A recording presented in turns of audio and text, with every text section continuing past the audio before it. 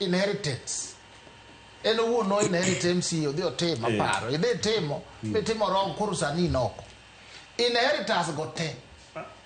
Joma no inherit manu dirgo. Okairo interfere. Chikiti just listen. Okairo interfere. Point of order. Bwana wakili. No. You also give wrong. Otimo wrong kurano. You must understand some history now. Okano konike wrong. Manu withdraw that statement. I'm not withdrawing. I know my reason, Manomi Okachu. So, okay, watching nothing wrong, Korano, no Koyomba. So, no, he has to withdraw that. No Koyomba.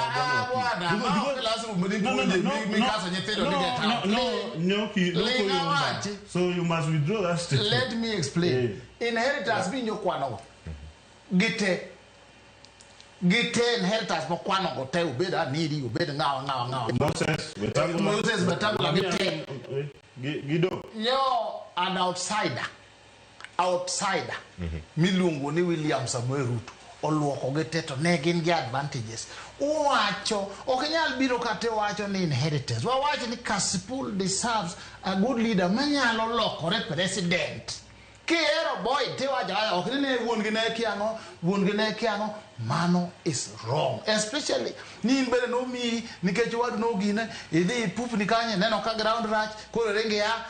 We are saying wawacho ni kama wadhiye wadwaro leaders minyalo chwaki tigero tiloso to bedo na president, to bedo na waziri, to bedo na party leader moko mane koa nikangane wakia kumani otie ngamulo igi pesa isiko ni mano mkora ini puji cha mesara. They are businessmen here making a lot of money.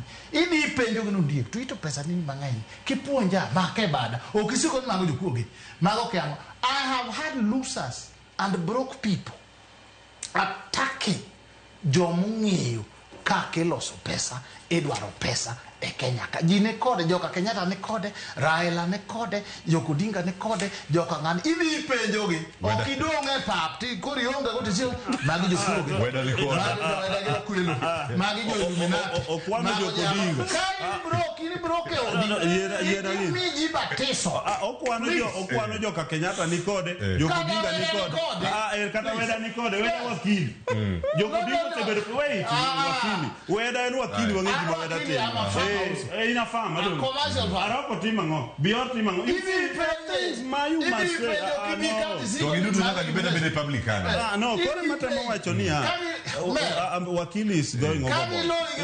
I've been panel kosere wakode is my sin abe an lawyer is my sin a very strong sin but wakili samoro betu achadho wach masamoro ibikadho overboard because ingeyo ana wacho ni ke wacho inheritance